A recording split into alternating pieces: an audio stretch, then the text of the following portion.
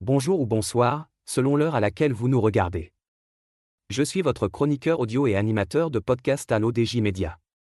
Aujourd'hui, je vous lis fidèlement la chronique de Mohamed Aït Belassan, Les Lionceaux de l'Atlas au sommet, un sacre mondial des moins de 20 ans qui consacre un modèle de formation et une idée du jeu.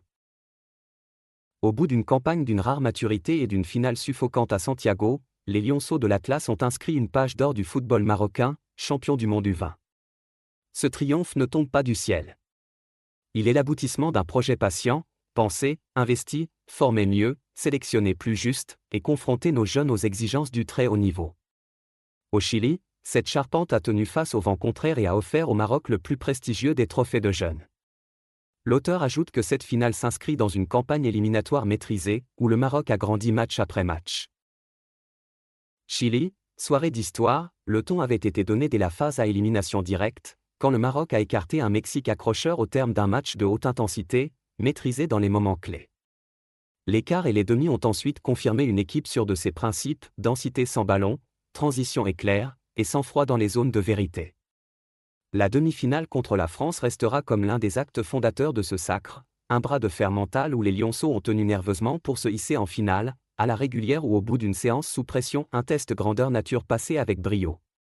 La finale, face à l'Argentine, référence mondiale de la catégorie, a été une leçon de lucidité tactique. Les Marocains n'ont pas couru après le prestige, ils ont couru après le titre, bloc compact, sortie de balles propres, verticalité assumée, et une efficacité clinique sur les rares espaces ouverts par l'adversaire. Dans l'antre de l'Estadio Nacional Julio Martínez Pradano, la jeune garde marocaine a tenu la distance émotionnelle, preuve qu'elle n'est pas seulement talentueuse, mais déjà compétitive au très haut niveau. L'auteur affirme que pour lui, derrière le titre se dresse une architecture, l'Académie Mohamed VI. Derrière cette génération se trouve un pilier devenu, au fil des années, une véritable fabrique d'élite, l'Académie Mohamed VI de football. Son empreinte est partout. Méthode moderne, recrutement national structuré, scolarité exigeante, staff pluridisciplinaire et passerelle vers la compétition internationale, voilà le cœur du modèle. Cette maison a déjà irrigué nos sélections et nos clubs d'un flux constant de profils aboutis, jusqu'à propulser le Maroc sur la carte mondiale en U17, finale 2023, et nourrir la dynamique vertueuse des A. Le sacre chilien des U20 consacre ce pipeline, qui ne se contente pas de détecter du talent, mais le développe, le bonifie, et le prépare à performer sous contrainte. L'auteur pense que la fédération a épaissi l'écosystème, des calendriers au staff, jusqu'à la data culture.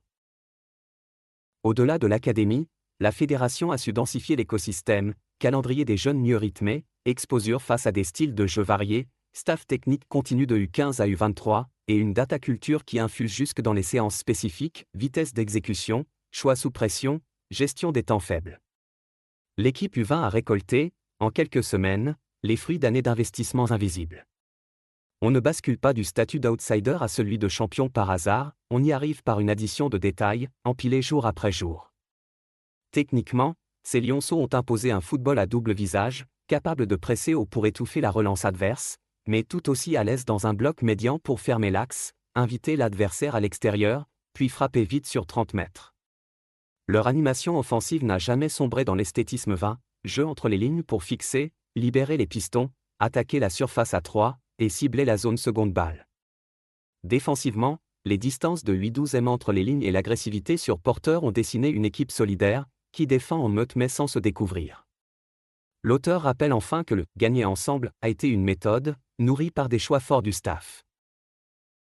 De la formation à la consécration, surtout, ce groupe a montré ce que signifie « gagner ensemble », pas d'ego déplacé, des entrants décisifs, des cadres qui jouent simple, des leaders émotionnels qui gèrent les temps morts. L'encadrement, lui, a assumé des choix forts, rotation calibrée, gestion des charges, adaptation d'adversaire à adversaire. Face au Mexique, il a fallu contrôler les transitions, contre la France, tenir mentalement et gérer le money time. En finale, il a fallu être froid et ils l'ont été. L'auteur ajoute que ce titre ouvre des perspectives sportives, économiques et symboliques. Ce titre ouvre des perspectives. D'abord sportive, une génération gagnante doit maintenant se frotter au monde pro sans brûler les étapes.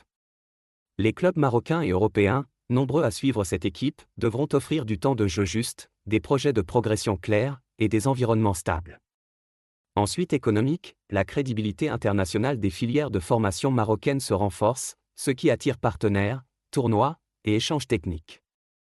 Enfin symbolique, nos jeunes voient que le sommet est atteignable, nos éducateurs, que leur travail paye, et nos supporters, qu'une identité de jeu marocaine exigeante, moderne, ambitieuse s'est gagnée loin de ses bases. L'auteur affirme que pour lui, l'aboutissement est aussi un commencement et le score final l'a scellé.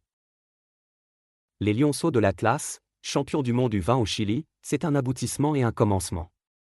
Un aboutissement pour une génération qui a appris à gagner sans renier son jeu. Un commencement pour un projet marocain qui vise désormais la durabilité, produire, encore et toujours, des joueurs formés aux standards mondiaux, capables de franchir l'ultime palier. Au terme d'une finale remportée 2-0 face à l'Argentine, les Lionceaux de l'Atlas offrent au Maroc son premier titre mondial U20 et confirment la réussite du modèle de formation porté par l'Académie Mohamed VI. Merci pour votre attention. J'ai lu, mot pour mot, la chronique de Mohamed Aïd Belassan, en respectant strictement son intégrité. On se retrouve très bientôt pour une nouvelle lecture fidèle sur l'ODJ Média, même exigence, même clarté.